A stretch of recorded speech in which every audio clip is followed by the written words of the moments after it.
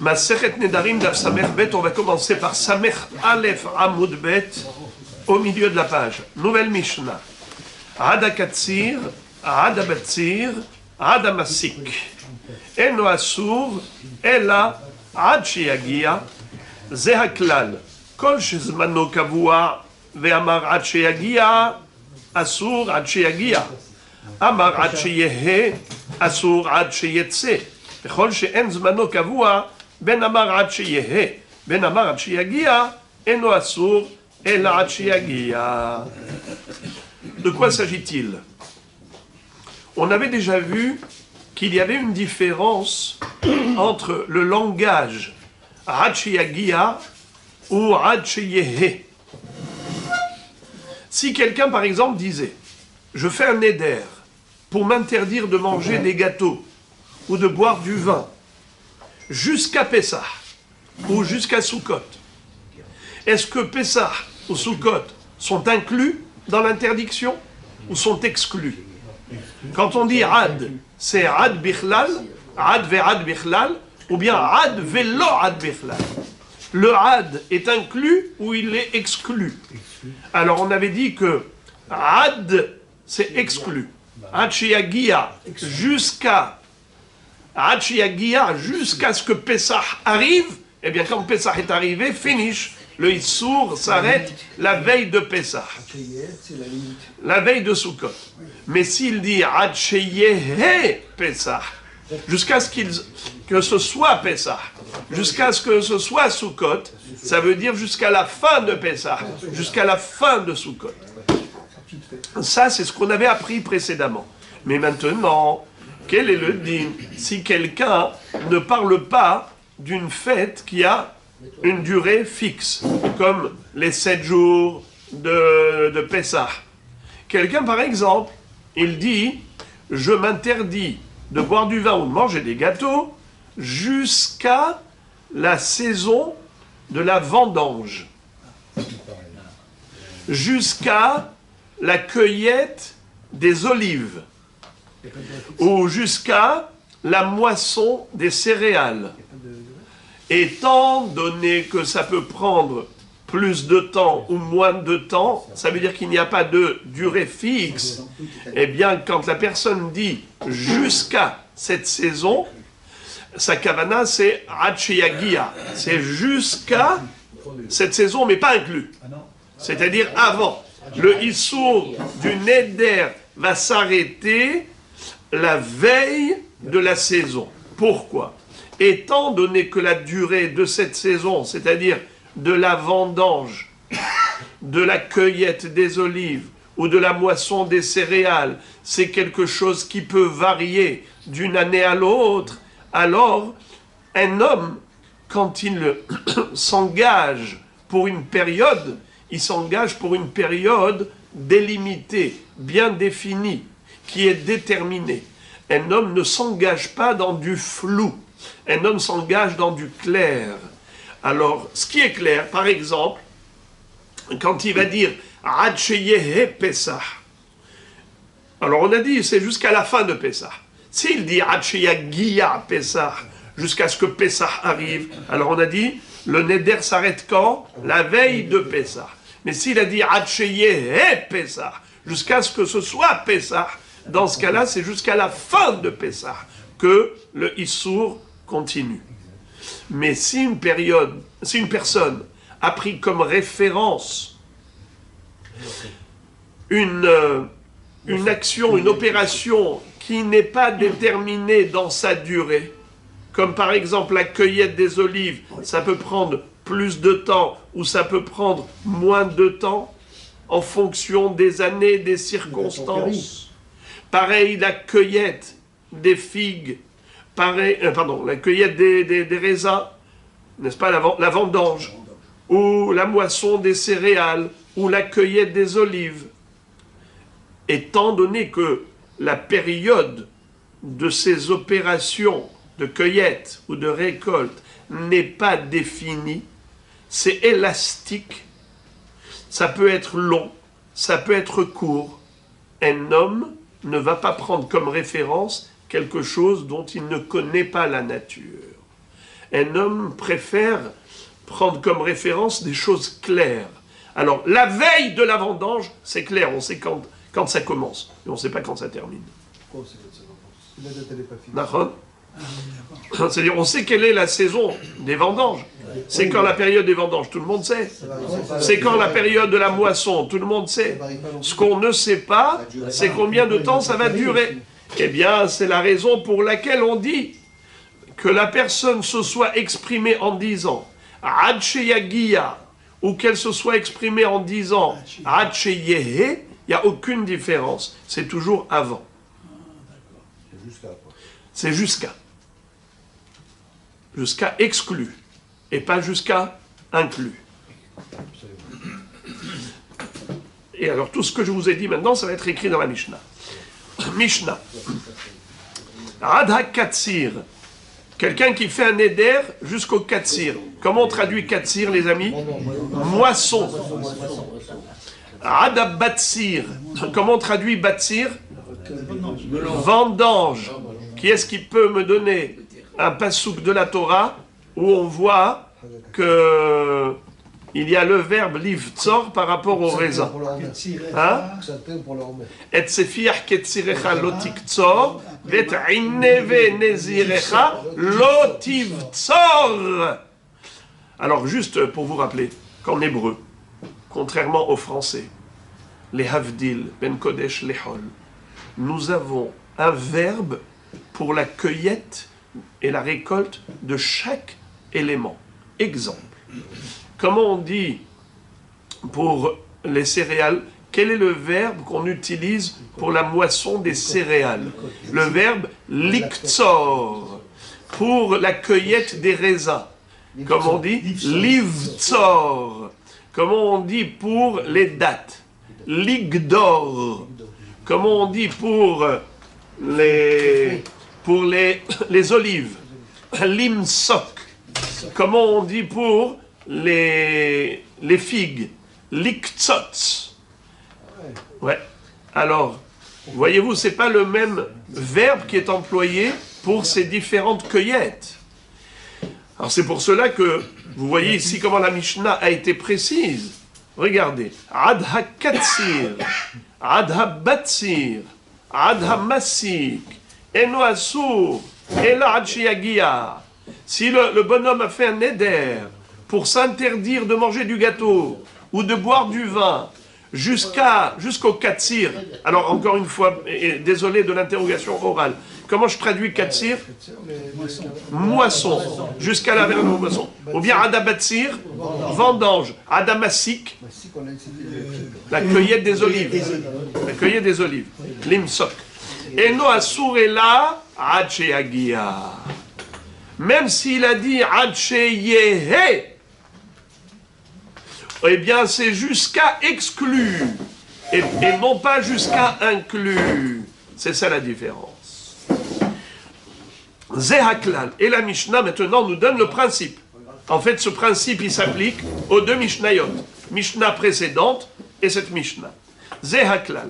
Kol shezemano kavua. Toute période qui a une durée fixe, comme par exemple la fête de Pessah, ve amar ad sheyagia, asur ad sheyagia. Amar ad sheyehe, asur ad sheyetse. Comme on a déjà vu dans la Mishnah précédente, quelqu'un qui dirait « Je m'interdis de boire du vin jusqu'à Pessah », on a dit jusqu'à Pessah exclu, ad sheyagia, donc l'interdiction s'estompe la veille de Pessah, car dès que Pessah est rentré, il a le droit de boire du vin. Tandis que s'il a dit ad sheyehe Pessah, alors ad sheyehe ha Pessah, il faut que tout Pessah s'écoule. Ce n'est qu'à la fin de Pessah que le Issour va s'estomper. Mais pendant Pessah, il ne pourra pas boire de vin. Comment il va faire les Arba à Kosot? Eh bien, tant pis pour lui. Alors, les frères et les amis, Zehaklal, Kol Shezmano Kavua, avec Amar ad sheyagia, Asur ad sheyagia. Amar ad sheyehe, Asur ad sheyetse. Et maintenant, Vechol she'en zemano kavua, mais si la durée de l'opération n'est pas fixe, comme on a dit que la période de vendange ou de moisson, de cueillette des olives, elle est indéterminée, elle varie en fonction des années. Ben Amar ad sheyehe, Ben Amar ad sheyagia, eno asur, el ad sheyagia. Qu'il se soit exprimé de la sorte ou de la sorte, ça ne change rien. Quand une personne dit « je m'interdis de boire du vin ou de manger du gâteau jusqu'à la saison des vendanges, de la cueillette des olives ou de la moisson des céréales », même s'il a dit « ad sheyehe », c'est comme s'il a dit « ad sheyagia ». Ça veut dire que le issour s'arrête avant la période en question et non pas après la période. C'est toujours exclu. Et pour quelle raison? Je répète ce que j'ai dit tout à l'heure, c'est parce qu'un homme n'aime pas s'engager dans l'inconnu. Dans la vie, toute personne veut savoir vers où elle va. Il n'y a pas pire que d'aller vers l'inconnu. C'est la grandeur d'Avraham Avinu. Avraham Avinu, quand Akshbachu lui dit « Lech lecha me'artzecha mimolatecha mibet avicha el ha'aretz asher ar'eka » Pourquoi il ne lui a pas dit d'emblée Eretz Kenaan? C'était pour agrandir le Zéhout. Et maintenant, la Mishnah nous parle d'un cas similaire. Ad ha'kaitz. Ad sheyehe ha'kaitz. עד שיתחילו העם להכניס בכלכלות. עד שיעבור הקיץ, עד שיקפילו המקצועות. עוד פעם, quelqu'un qui a fait un neder, il dit je m'interdis de boire du vin jusqu'au kaït, ou bien jusqu'à ce que ce soit kaït. Alors la halakha est la suivante. עד שיתחילו העם להכניס בכלכלות.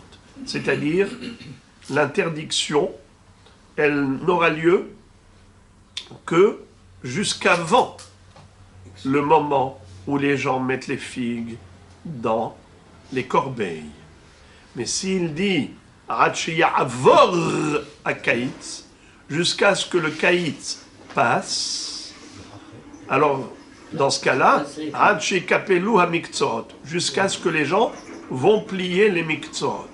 Alors j'ai juste comme ça traduit de manière très superficielle, mais sans expliquer. Déjà, premièrement, je vous le dis que je vais vous poser une question piège, et vous allez tous tomber dans le piège. Qu'est-ce que veut dire kaït? On a l'automne, on a une date. Qu'est-ce que veut dire kaït? Pourquoi vous êtes farfelu? Donnez-moi une traduction, un mot je demande. Été. Il était une fois. Alors, les amis, les frères, restez assis, respirez, prenez une bouffée. Écoutez bien, le mot kaït, ça veut dire la cueillette de figues. Le verbe, c'est liktsot. C'est quoi kotzet? D'ailleurs, même dans l'hébreu moderne, comme on dit, couper les ongles. Le verbe qui est approprié dans la halakha au niveau du coupe-ongle, même dans l'hébreu moderne, c'est liktsot sipornaim. Alors, le mot kotzet, c'est que, je vous ai dit tout à l'heure qu'on a 5 verbes pour les cueillettes. Liktsor pour les céréales, livtsor pour les raisins, ligdor pour les dattes, et limsok pour les olives, et liktsot pour les figues. Et quelle est la particularité des figues, différemment des grappes de raisin qui se coupent avec des sécateurs, des ciseaux? Les figues, on les cueille à la main. Kotzetz, à la main. Eh bien, c'est pour cela que ça s'appelle kaït, car c'est en été que l'on cueille les figues. Kebikura beterem kaït, beroda bechapo ivlaena. Donc le mot kaït, c'est les figues. C'est la cueillette des figues. D'accord? Alors, maintenant, les figues, d'ailleurs, même on les appelle en hébreu, dans le langage de la Mishnah, on les appelle ketzirot. On verra après que ketzirot, c'est par rapport au keli, au couteau le couteau, le keli qu'on utilise pour faire des pains de figues. On appelle ça en hébreu igoulet devela. Car pour les conserver, ils faisaient des pains de figues après avoir mis à sécher les figues. Eh bien, on allait les comprimer, les compresser dans un keli de forme circulaire, et après on coupait, donc, on utilisait ce couteau-là, ces lames, pour fabriquer les pains de figues, de couper les petites pointes et ainsi de suite. Alors la Mishnah nous dit, quelqu'un qui a fait un neder pour s'interdire de boire du vin ou de manger des gâteaux, Adakaïtz. Alors moi je vous aurais demandé, traduisez-moi la Mishnah, qu'est-ce que vous m'auriez dit? Adakaïtz jusqu'en été. Eh bien non, Adakaïtz jusqu'à la cueillette des figues. Ou bien même s'il va dire Adcheyehe Akaïtz, jusqu'à ce que ce soit le kaïtz. Donc, on aurait dit, eh bien, ça inclut la période, n'est-ce pas? Comme Adcheye a fait ça. Eh bien, non. Dès que le peuple commence à mettre les figues dans les calcalotes, qui peut me traduire, qu'est-ce que c'est calcalote? Calcalote, c'est des corbeilles. On prend des corbeilles et on va sous le figuier et on cueille avec la main et on met ces figues dans la corbeille. Alors quand j'ai dit je m'interdis de manger du gâteau jusqu'au kaïtz, ça veut dire jusqu'au moment où les gens vont venir avec leur corbeille pour cueillir ces figues. Et dès qu'ils commencent à cueillir, eh bien le neder n'existe plus, car le neder s'arrêtera avec le début de la cueillette des figues. Maintenant, si le bonhomme a dit Mefourash, Ad Sheyavor Akaïtz, eh bien dans ce cas-là, c'est Ad Sheyakpilu Amiktsorot, jusqu'à ce qu'ils vont plier leur couteau. D'après certains Rishonim, Miktsorot, c'est avec quoi on fait les Ketzirot, comme on a expliqué qu'on coupait les rigoulets des vélas, les pains de figues, et d'après d'autres Rishonim, comme le Meiri, le mot Miktsorot, c'est les nattes des tapis en osier sur lesquels on mettait les figues à sécher. Et ensuite, à la fin de l'été, on allait enrouler ces tapis pour les laisser jusqu'à l'année prochaine. Alors, ça s'appelle Yekapelu HaMiktsorot, jusqu'à ce qu'ils vont plier les nattes, les tapis. Ou bien, d'après le premier pirouche, comme je vous ai dit, c'est un couteau qui avait en fait une lame qu'on pouvait mettre des deux côtés. C'est-à-dire comme un canif. Le canif, vous avez déjà vu comment c'est un canif? On l'ouvre et après on le plie. Eh bien la même chose. Ils avaient comme ça un couteau qu'ils utilisaient pour les figues et à la fin de la période de travail de l'élaboration des pains de figues, on pliait bagage jusqu'à l'année prochaine. Donc si le bonhomme a dit Ad Ya'avor Akaïtz, c'est quoi Ya'avor Akaïtz? Quelle est la durée de temps du neder? Eh bien jusqu'au moment où les gens vont plier les miktzorot. Tana, Kalkala chez Amrou, Kalkala chez le Te'enim, Velo Kalkala chez l'Anavim. Lorsqu'on a dit jusqu'à ce que les gens commencent à mettre les fruits dans les corbeilles, Kalkala c'est une corbeille, on parle de Kalkala de figue et non pas Kalkala de raisin. Bien que c'est, on va dire, dans la même période de l'été. D'ailleurs, regardez le Rand qui est très important. Kaïtz, Rachidi, le Rand dit Kaïtz, Zman lekitat perot te'enim, vekare le Kaïtz, le fiche kotzetin otam bayad. D'accord? Le Kaïtz, c'est le Zman de l'équitat te'enim. Et pourquoi ça s'appelle Kaïtz? Parce qu'on est kotzetz, bayad. Et d'où le nom du Kaïtz. Tanya. Hanoder mi perot akaïtz. Maintenant, la Gemara va nous citer une mahloket dans une baraïta. Quelqu'un qui fait un neder pour s'interdire les fruits du kaïtz, ça ne veut pas dire les fruits de l'été. Ça veut dire les fruits que l'on cueille à la main. On va voir. Hanoder mi perot akaïtz. Eno asur Ela bete enim.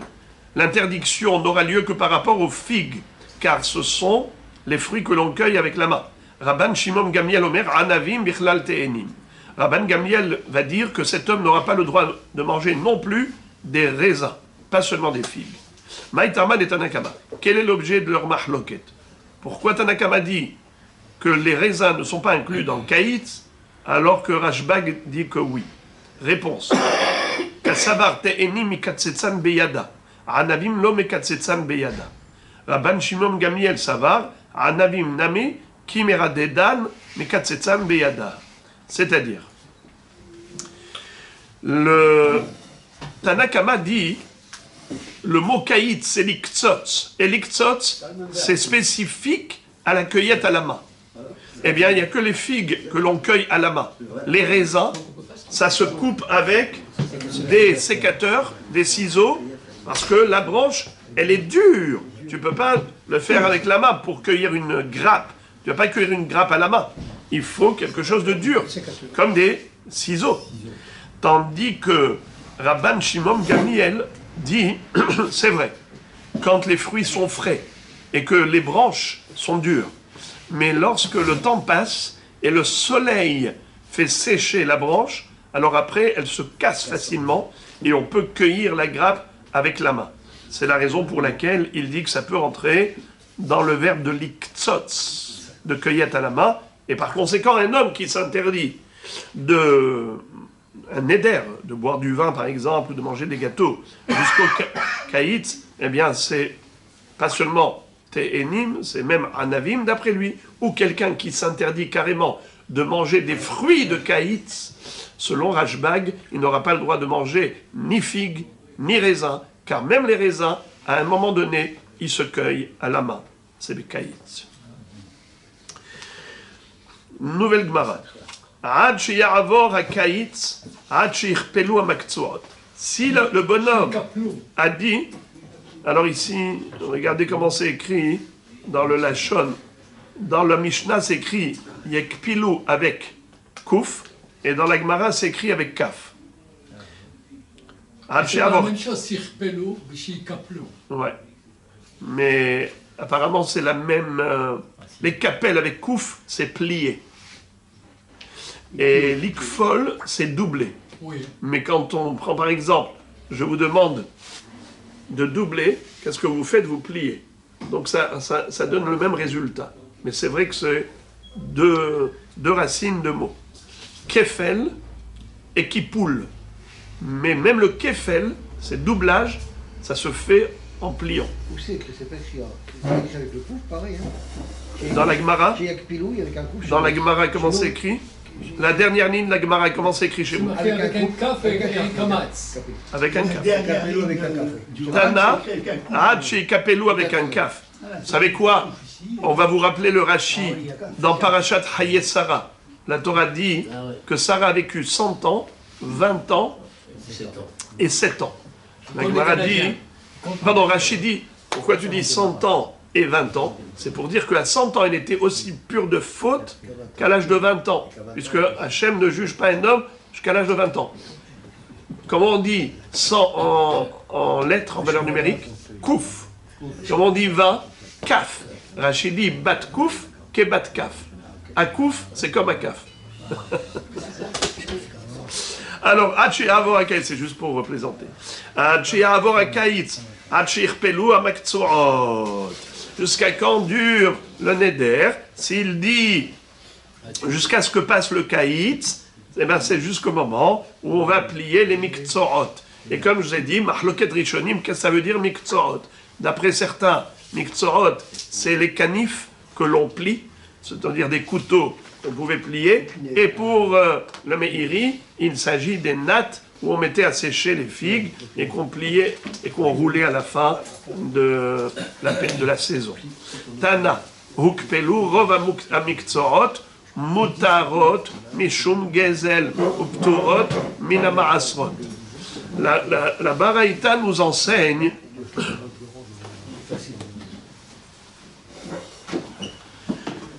une halakha. C'est que parfois, même des figues qui appartiennent à un propriétaire on a le droit de les prendre et c'est pas considéré comme du vol.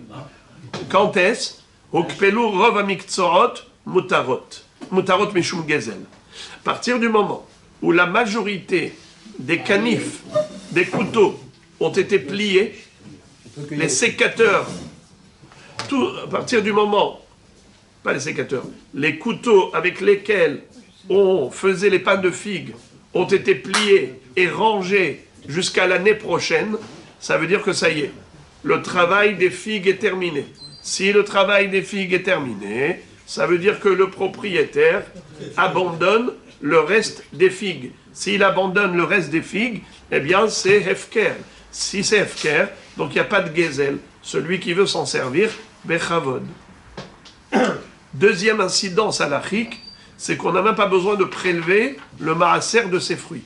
Car la terouma et le maaser, ce sont des mitzvot qui ont lieu que par rapport à des fruits qui ont un propriétaire. Mais des fruits abandonnés, ils ne sont pas soumis au prélèvement de terouma et de maaser. Donc on a deux incidences. À partir du moment où la majorité des miktzorot de la ville ont été rangés, ça veut dire que ça y est, tout ce que le propriétaire a voulu prendre, il a pris. Maintenant, ce qu'il a laissé, il n'a pas l'intention de le prendre, donc c'est abandonné. Celui qui trouve peut prendre, ce n'est pas du vol. Et deuxièmement, puisque c'est abandonné, pas besoin de prélever la terouma et le maaser. Celui qui trouve, il peut prendre, manger, sans prélever quoi que ce soit. C'est hefker. Même dans sa propriété. À l'intérieur de sa propriété. Oui, ça veut dire que c'est un champ où il y a des figues. Et dans ce champ-là, ça y est, le propriétaire, il n'a plus l'intention de récupérer. Tu as le droit de rentrer et de prendre. Rabbi Rabbi Yossi bar Yehuda ikle'u le'aouatra. La Gemara même raconte une histoire à ce propos. Il y avait une fois deux Tanaïm. Rabbeinu Akadosh, le rédacteur de la Mishnah, donc connu comme étant Rabbi Yehuda Anassi, et Rabbi Yossi bar Yehuda, les deux, ikle'u le'aouatra. Ils sont arrivés dans un endroit, dans une ville. Bisman sheukpelu rov amiktzorot. Au moment où, ça y est, toutes les cueillettes étaient terminées, toutes les figues séchées étaient déjà récupérées, et que chacun a déjà fait ses pains de figues avec les miktzorot, et maintenant, tout ce qui reste, c'est abandonné. Rabbi, avec Achil, Rabbeinu Akadosh, il mangeait de ces fruits abandonnés. Rabbi Yossi bar Yehuda lo achil. Mais Rabbi Yossi bar Yehuda n'a pas voulu manger. Pourquoi? Parce que lui, il a voulu être mahmir. Être mahmir. D'accord? Et on verra après que parfois, c'est bien d'être mahmir. Et on verra dans quel cas. C'est-à-dire que ici, la fin de l'histoire va nous montrer qu'il n'avait pas tort. Rabbi Yossi bar Yehuda lo achil. Atam arehon, le propriétaire des figues est venu. Amar Léou, il leur a dit, Amaïloach les rabanan, ukpelu rov amiktzot. Pourquoi tous les chachamim n'ont pas mangé? Mais ça y est, la majorité des miktzot de la ville ont été pliés, rangés. Donc c'est bon, il n'y a pas de gezel. Afal piken lo achil. Rabbi Yossi bar Yehuda. Malgré tout, Rabbi Yossi bar Yehuda n'a pas mangé. Pourquoi? Kassavar mishum sanyut milta ou de ka'amar aden gavra. C'est-à-dire, en fait, c'était péjoratif. C'était ironique. Ce bonhomme-là, quand il est venu, il a dit « Mais c'est bon, il y en a qui ont commencé à manger ici. Eh ben, pourquoi vous ne mangez pas tous? Alors allez-y, c'est bon, on a déjà plié nos couteaux. » En fait, c'était ironique. C'est pour dire, vous, les rabbanim, vous vous permettez de voler. Chas v'shalom. Mais en fait, c'est comme ça que Rabbi Yossi bar Yehuda craignait. Que, en fait, il a dit ça. Ce monsieur, c'est bon, vous pouvez manger, on a ukpelu rov amiktzot. Mais en fait, c'était mishum sanyut milta. C'était avec la sin'a, avec la haine dans le cœur. C'était une façon de se moquer des rabbanim, de dire, vous avez commencé à manger des fruits qui ne vous appartiennent pas? Eh bien, vous avez commencé à voler, continuez. Rabbi Yossi bar Yehuda dit, je ne suis pas sûr qu'il était sincère, ce monsieur. Peut-être que c'était Sanyut Milta. Rabbi Hama Barbi Hanina Ikla Leawatra, encore une histoire.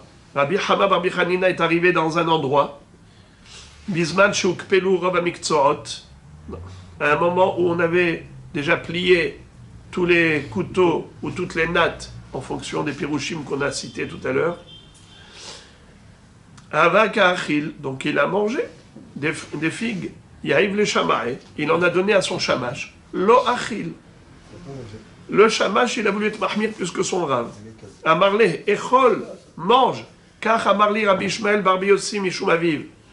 C'est ainsi que Rabbi Ishmael, le fils de Rabbi Yossi, m'a enseigné au nom de son père. Ukpelu Rov Amuktzerot Mutarot Mishum Gezel. À partir du moment où on a plié les miktzorot, on peut manger les figues. Il n'y a pas de problème de gezel ou pturot mina maaser. Et par conséquent, ces fruits sont même pas tours de maaser, puisqu'ils sont efker. Encore une histoire. Rabbi Tarfon, Ashkeheahu gavra bizman shukpelu amiktzorot deka achil, achte besaka veshakle, ve'amteye le mishde benahara. Rabbi Tarfon, un jour, est arrivé dans un champ, un champ de figuier, et c'était après la période de Hukpelu à Miktzot. On a plié les Miktzot. Donc il est permis de manger des figues. Et il est venu, il a commencé à cueillir de ces figues ou à prendre de ces figues. Qu'est-ce qui est arrivé? Voilà qu'arrive le métayer, Le propriétaire, ça. Non, le métier, c'est qui s'occupe du champ. Responsable. Mais pas le propriétaire. Bien connu. on va voir que ce n'est pas le propriétaire. On verra que c'est le métayer. Alors, on peut penser que c'est le propriétaire, c'est aussi une façon de comprendre, mais on verra après de qui il s'agissait. En fait, qu'est-ce qui s'est passé? Cette personne responsable du champ est venue, a attrapé Rabbi Tarfon, il lui a mis les menottes, et il a fait rentrer dans un sac, et il a soulevé le sac pour le jeter à la mer, le jeter dans le fleuve. Rabbi Tarfon se retrouve dans un sac. C'est pas écrit qu'il lui a mis les menottes, mais c'est une façon de parler. Il a attrapé et il l'a mis dans un sac, il attache et il est prêt à le jeter dans l'eau. Ah oui. Il a tué l'auteur. Ah oui. Il s'est laissé faire. Amarlo, oilo le Tarfon chez Zehorgo. Rabbi Tarfon, il a dit, malheur à toi, Tarfon. Il parle donc à lui-même. Malheur à toi, Tarfon, tu vas te faire tuer maintenant. Shama'ahu Gavra Shavke ve'arak. Quand l'autre a entendu que c'est Rabbi Tarfon, le grand maître de la génération, tout de suite il a déposé le sac et il s'est enfui. Amar Rabbi Abahu Mishum Rabbi Hanania ben Gamliel Kol Yamav Shel Oto Tzadik Hayam Mitztaer Al Davar Ze ve'amar Oili Shenishtamashti Bekitra Shel Torah. À ce moment-là, Rabbi Tarfon, quand il a été libéré, depuis ce jour, toute sa vie, il avait des soupirs, il gémissait, il avait un tsahar profond, un gros chagrin. Pourquoi? Parce qu'il a dit, pourquoi ce monsieur m'a libéré? C'est parce qu'il a entendu que je suis Rabbi Tarfon. Mais il n'a pas dit je suis Rabbi Tarfon, il a dit Tarfon. Ouais, il a dit, oh, il est Tarfon. L'autre, pourquoi il a tout de suite posé, il s'est enfui? Parce qu'il a compris que c'est Rabbi Tarfon. Tout le monde connaissait Rabbi Tarfon. Il a compris, mais Rabbi Tarfon n'a fait aucune faute. C'est vrai, aucune faute. Mais malgré tout, ce grand tzaddik avait du tsahar. Pourquoi il avait du tsahar? Où est le tsahar? Parce qu'il s'est servi de la Torah, de son nom. Malheur à moi, je me suis servi de la couronne de la Torah. C'est-à-dire, étant donné que Rabbi Tarfon était mondialement connu, et maintenant, ce monsieur s'est rendu compte que cette personne n'est nul autre que Rabbi Tarfon, le grand maître de la Torah, tout de suite, il a eu très peur, il a tout de suite posé le sac, et il s'est enfui. Alors Rabbi Tarfon, il a dû tsahar toute sa vie, parce qu'il s'est dit, si j'ai eu la vie sauve, c'est grâce à ma Torah. Eh bien, je me suis servi de la couronne de la Torah pour mon intérêt personnel. On n'a pas le droit de se servir de la couronne de la Torah pour son intérêt personnel. eh bien, il avait du tsar toute sa vie pour ça. La Gemara dit plus tard que, après tout, il fallait bien sauver sa vie. C'est ça. Il fallait sauver sa peau. La Gemara va dire que Rabbi Tarfon était très riche. Il aurait pu lui proposer de l'argent. Lui dire, si tu me lâches, je te donne, pas seulement que je te rembourse, je te paye même beaucoup plus. Et il aurait pu être libéré du fait qu'il ne s'est pas servi de son argent, mais il s'est servi de sa Torah. Voilà ce qui lui a causé le cas de conscience. Ve'amar Rabba Bar Hanan Rabbi Yohanan, kol hamishtamesh bekitra shel Torah ne'ikar min ha'olam. Celui qui se sert de la couronne de la Torah, eh bien, il va être déraciné du monde. De Pirushim, soit, d'après le Tosfot, dans Masechet Sota, ça veut dire qu'il va mourir, chas v'shalom, prématurément. D'après le Rambam, carrément, même le Olam Haba. Et d'où on l'apprend? Mikal Vachomer. Pardon, Kal Vachomer mi Belshazzar. Uma Belshazzar, shenishtamesh bikle kodesh, shena'asu kle chol. Shenemar uba pritzim v'hileluha. Uba paritzim v'hileluha. Kevan sheperatzum na'asu chol. ונעקר מן העולם. דכתיב בבלליה כתיל בלשצר, המשתמש בכתרה של תורה שהוא חי וקיים לעולם, על אחת כמה וכמה. C'est-à-dire, d'où on apprend qu'on n'a pas le droit de se servir de la couronne de la Torah, on l'apprend de Belshazzar. C'était le petit-fils de Nabucodonosor.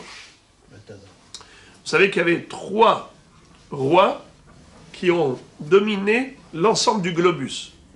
Nebuchadnezzar, pendant 45 ans, son fils Evil-Mérodach, 23 ans, son petit-fils Belshazzar, Balthazar, 2 ans. Ça fait 70 ans de Galout Bavel. Belshazzar avait fait le calcul de 70 ans de Galout Bavel qui était prévu pour la reconstruction du 2e temple. Il a vu voilà qu'ils se sont écoulés, le temple n'a pas été reconstruit. Ça veut dire qu'Israël restera en Galout à jamais, il n'y aura plus de reconstruction. Alors il s'est permis de faire sortir les kelim du Beth Amikdash, qui se trouvaient en Babylonie, et il les a utilisés dans son festin, pour s'en servir à des fins personnelles, que la cour royale, sa famille, s'en servent. À ce moment-là, il y a eu une vision terrible. Il y a eu des doigts, une main comme ça, qui a écrit sur le mur du palais, Mané, Mané, Takel, Oparsin. Comme ça, un scénario horrible. Il voit une main qui écrit. Et en plus, il ne comprend pas la langue. Il envoie chercher Daniel. Daniel, qui était dans la cour royale. Il lui a dit, qu'est-ce que c'est que ça? Il dit, mais c'est Akadosh Baruch Hu qui t'annonce que c'est la fin pour toi. Mana, Akadosh Baruch Hu, il a compté les années, tes années, et maintenant, Takel, il va te retirer, Shokel, il va te retirer la malchoute, au Parsin, il va la diviser en 2, Shteproussot, Madaï et Paras. Et la même nuit, le roi de Madaï et de Paras, donc c'était le beau-père et le gendre, Dariavesh et Koresh, Darius et Cyrus, qui ont livré guerre à Belshazzar, et ils l'ont tué la même nuit. Pourquoi? Parce qu'il a utilisé les kelim du Beth Amikdash. Bien que les kelim du Beth Amikdash n'avaient plus de kedusha. Étant donné qu'ils ont été sortis du Beth Amikdash, ils ont perdu leur caractère sacré. Comme il est écrit, Ba'u paritzim vayhaleluha. Ou Ba'u paritzim vayhaleluha. Donc c'était déjà hol. Ils étaient déjà mecholalim. Et malgré tout, comme il s'est servi des kelim du Beth Amikdash, il a payé de sa vie. Celui qui se sert de la couronne de la Torah, dont la Kedusha est éternelle, a plus forte raison. Alors la Gemara maintenant ouvre la parenthèse, elle pose une question. Rabbi Tarfon, Kevan de ki achil de ukpelo Rav Miktzorot ava amay tzarea ou gavra. Rabbi Tarfon, après tout, il a mangé des fruits qu'après le Zman, c'est-à-dire au moment où c'était permis, ce n'était plus Gezel. Et donc le propriétaire, il a abandonné ses fruits. Pourquoi il a voulu le tuer? Réponse, Mishum De'ahu avu ganvele inave kule shata. Parce que ce propriétaire du champ avait l'habitude de se faire voler. Il n'arrivait pas à mettre la main sur les voleurs. sur les voleurs qui lui volaient des raisins toute l'année. Mais quand il a trouvé Rabbi Tarfon en train de prendre des fruits, il a dit, c'est certainement lui le voleur. Et donc il a dit, je vais me débarrasser de lui une fois pour toutes. Et c'est comme ça qu'il a voulu le tuer. Il a mis dans le sac pour le jeter dans le fleuve. Et jusqu'à ce que Rabbi Tarfon a dit, malheur à toi Tarfon, tu vas te faire tuer. Alors maintenant, la Gemara dit,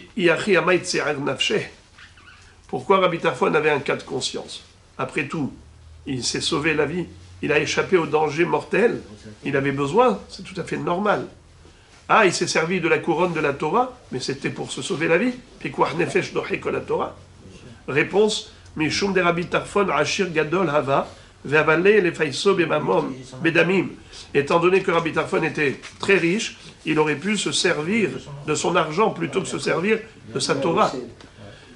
D'ailleurs, à ce propos, d'où on apprend qu'il ne faut pas se servir de la couronne de la Torah. Tanya, tu dois aimer l'Éternel ton Dieu, écouter sa voix, l'obéir, se rattacher à lui. Shelo yomar adam, un homme ne doit pas dire Ekra, je vais étudier le Chumash, Kedesh ikreuni Chacham, comme ça on va m'appeler Chacham. Eshne, Kedesh ikreuni Rabbi, je vais étudier les Mishnayot, comme ça on va m'appeler Rabbi. Ashanen, Kedesh yezaken ve'eshe be'yeshiva, et je vais enseigner afin que je vais être considéré Zaken, ve'eshe be'yeshiva, Rosh Yeshiva. Non, et la lemad me ahava, sauf à kavod lavo, étudie et applique et enseigne pour l'amour d'Akadosh Baruch Hu, pas pour tes intérêts personnels, que les Shem Shamaim, mais sauf à Kavod Lavo, et automatiquement, c'est Akadosh Baruch Hu, c'est lui qui te donnera le Kavod. Sheneemar, Koshrem, al etzbeotecha, Kotvem, al luach libecha, c'est-à-dire, attache la Torah à ton cœur, inscris-la dans ton cœur, pas pour ton plaisir à toi, pour ton profit à toi, mais que pour la Torah. Et bien, Omer derachea darken noam, mais finalement, sache que la Torah elle ne reste pas endettée. La Torah elle te rendra cette couronne que tu lui as offerte. Mais Omer etz haimhi la mahazikim ba, betomchea meushar, celui qui soutient la Torah, qui l'aime et qui il adhère à elle, eh bien, il méritera le osher, le bonheur, la vie et le bonheur. Rabbi Eliezer Barbi Tzadok toujours nous enseigne dans le même ordre d'idées, assez devarim leshem parolam, pe'alam, fais les choses, les mitzvot et la Torah, que pour Akadosh Baruch Hu, qui a ordonné de le faire. Vedaber bahem lishmam, et tout le temps, tout ce que tu peux faire, c'est étudier la Torah, parler de Torah, approfondir et développer. Al ta'asem ataralit gadel bahem, n'en fais pas de la Torah une couronne pour te glorifier. Ve'al ta'asem kordom liot oderbo, et n'en fais pas une pioche pour creuser avec, c'est-à-dire d'en faire un intérêt personnel. Ve'kalba homer, et on l'apprend de ce raisonnement d'a fortiori. Uma Belshazzar, comme on a déjà vu tout à l'heure, Balthazar, Shelon ishtamesh el abikli kodesh shenaasut lehol ne'ekar min ha'olam. Il a été déraciné du monde, il a été tué prématurément, bien qu'il ait utilisé des kelim qui n'étaient plus sacrés. Amishtamesh bekitra shel Torah lahat kama vechama, celui qui se sert de la couronne de la Torah, qui est tellement sacrée à plus forte raison. Amar Rava, malgré tout, Rava nous dit, Sharel eleinish, leodo ein nafshe beatra de lo yad'ele, tirti ve'avdecha yare et Hashem min e'orav. C'est-à-dire, un homme qui va dans un endroit nouveau, et lui c'est un Tamid Chacham, est-ce qu'il a le droit de se faire connaître? Eh bien oui, il a le droit. Comme Eliyahu Navi, il a envoyé Ovadia, le prophète, chez Ahav, en lui disant qui voudrait lui parler. Alors Ovadia a eu peur que peut-être, quand il va aller fixer le rendez-vous avec le roi, ensuite Eliyahu va disparaître.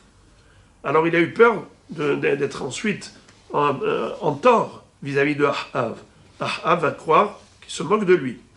Pour éviter cela, il a dit à Eliaou, écoute, Ovadia le prophète, il dit à Eliaou Navi le prophète, moi je suis un homme qui craint Dieu. Alors, pourquoi il lui a dit ça? Parce qu'il a dit peut-être que Eliaou, il ne me connaît pas, il est prêt à me mettre en danger. Je vais lui dire qui je suis. Je suis un homme qui craint Dieu. Donc tu vois que quand on ne te connaît pas, tu as le droit de te faire connaître. Et de dire que oui, tu es un homme qui sert à Kadosh Baruch Hu. Et la kashia des Rabbi Tarfon. Alors maintenant, pourquoi Rabbi Tarfon avait donc un cas de conscience? Puisque c'était nécessaire, comme un Talmid Chacham qui a le droit de se faire connaître. Là aussi, il avait le droit de se faire connaître. Réponse, Ashir Gadol Aya, Ve'avalé les Faïsé Bedamim. Étant donné qu'il était riche, il aurait pu se racheter la vie avec de l'argent et pas avec sa Torah. Rava Rami, Rava il pose une contradiction entre deux psukim. Ktiv Avdecha Yaret Hashem Ine'urav, ou Ktiv Yehalel Chazar Velopicha. Il y a un pasuk qui dit, tu ne dois pas te glorifier. Toi-même, tu ne dois pas mettre en avant tes qualités. Et d'autre part, il est écrit que oui, le prophète Ovadia, il a bien dit à Eliyahu Navi, je suis un homme qui craint Dieu. Alors c'est contradictoire. Ça dépend. Si tu es dans un endroit où on te connaît déjà, c'est pas la peine de te mettre en avant.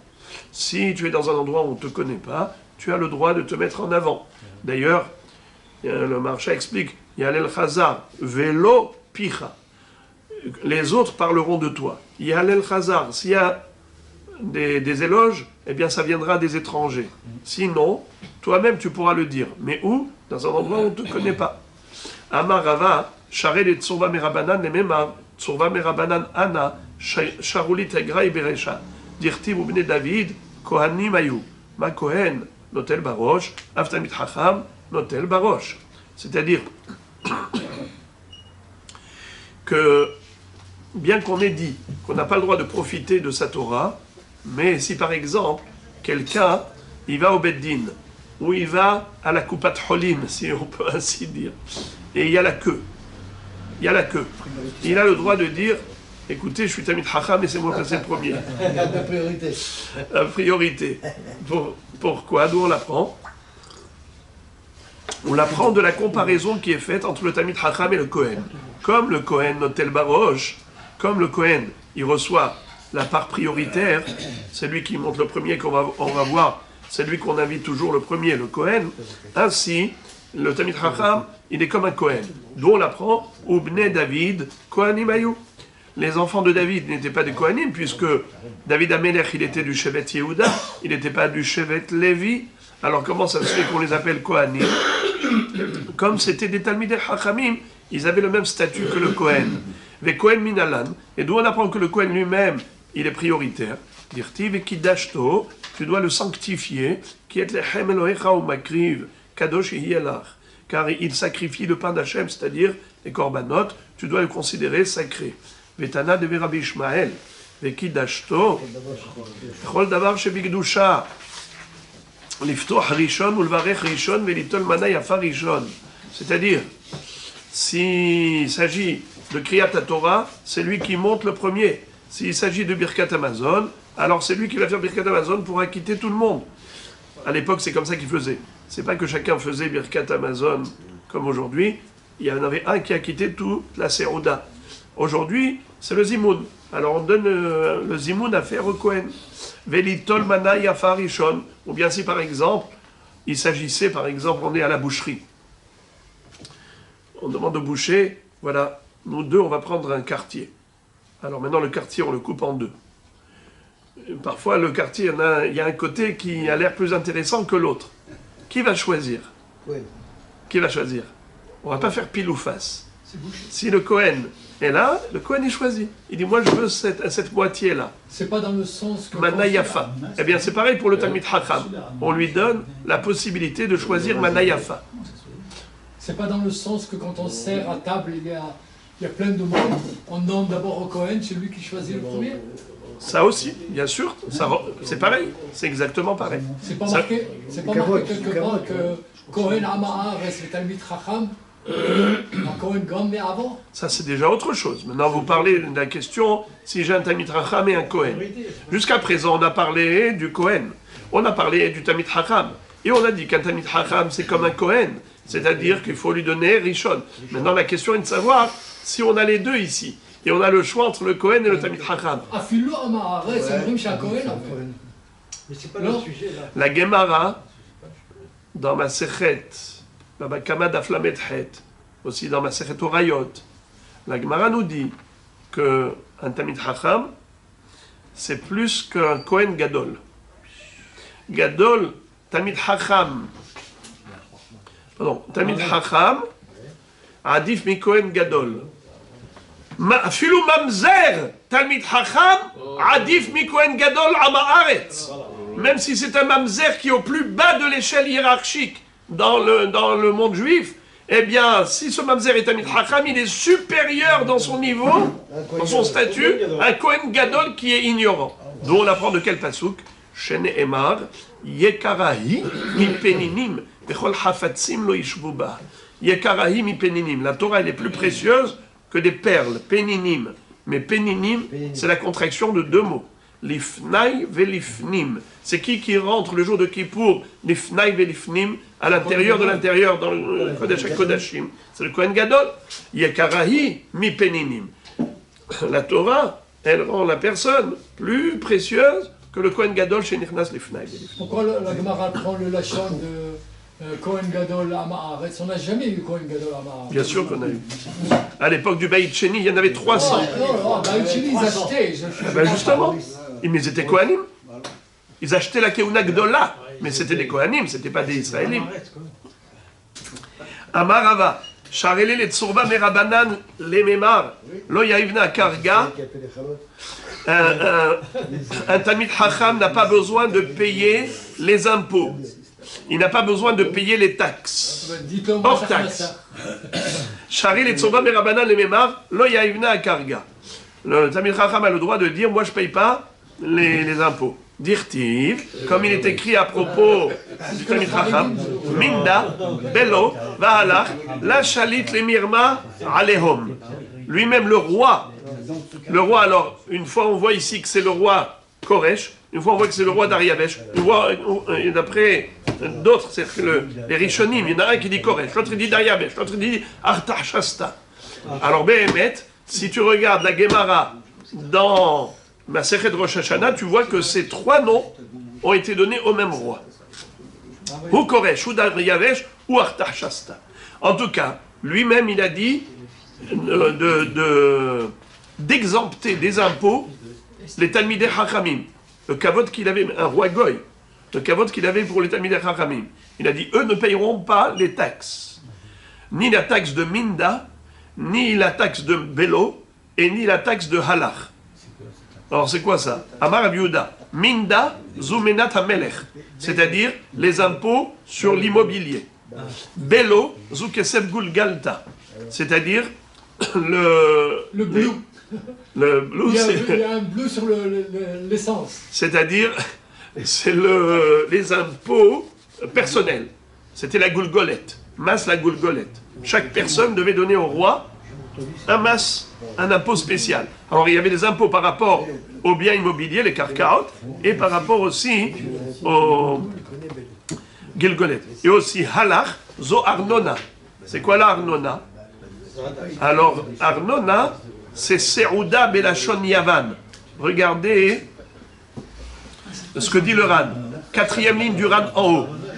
Serouda Tamelech, Sholech Makom le Makom. Arnona Belachon Yavan, Serouda. C'est-à-dire que le mot Arnona, c'est en grec qui veut dire Serouda. Et il fallait donner pour la Serouda du roi, tout le monde devait payer.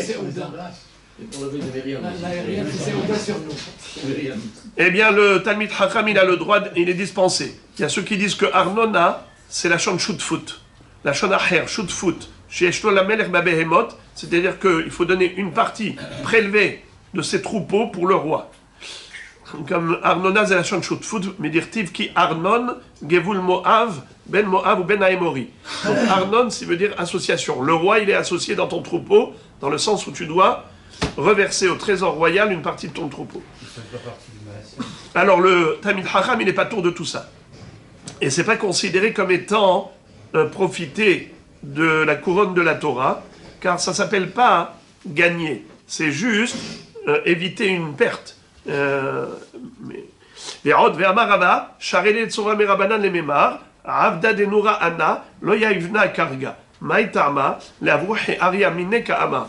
Alors là, c'est un hidouche phénoménal que je n'ai pas le temps maintenant de développer beaucoup.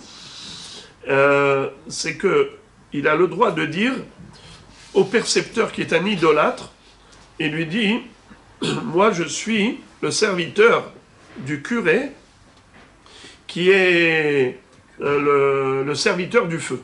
C'est-à-dire, les curés et toute leur équipe étaient dispensés de payer des impôts. Maintenant, le Talmid Chacham, ou même un Talmid Chacham, n'importe qui, mais même un Talmid Chacham, peut dire, moi je suis serviteur du feu, Avda Denura Ana, et donc je suis dispensé. Le percepteur, lui, pense que il fait partie, qu'il est le Réved, qu'il est Shamash du curé, qui est serviteur du feu. Mais en fait, lui, sa kavana, c'est qui le feu? Bravo! Akadosh Baruch Hu s'appelle Esh Ochla. Esh Ochla. Ou la Torah s'appelle Esh. Alok Dvarai Kaesh. Je suis serviteur d'Hachem qui s'appelle Esh Ochla, de la Torah qui s'appelle Dvarai Kaesh. Mais l'autre, il croit que c'est Avodazara. C'est pas grave qui pense qu'il pense. Pourquoi? Parce que les Avru He'ari, on voit très bien que ta kavana, c'était pas vraiment de reconnaître Hasve Shalom, la Avodazara. C'est juste pour échapper au lion, c'est-à-dire le percepteur qui est comparé à un lion.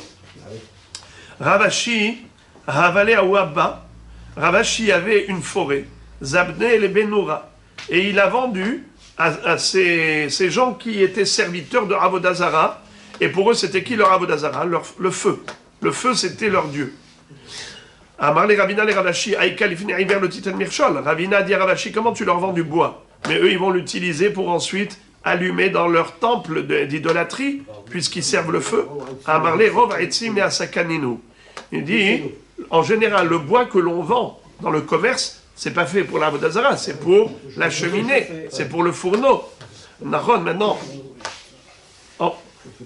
en majorité, il l'utilise pour ça. Maintenant, il est possible qu'il l'utilise aussi pour la Avodazara.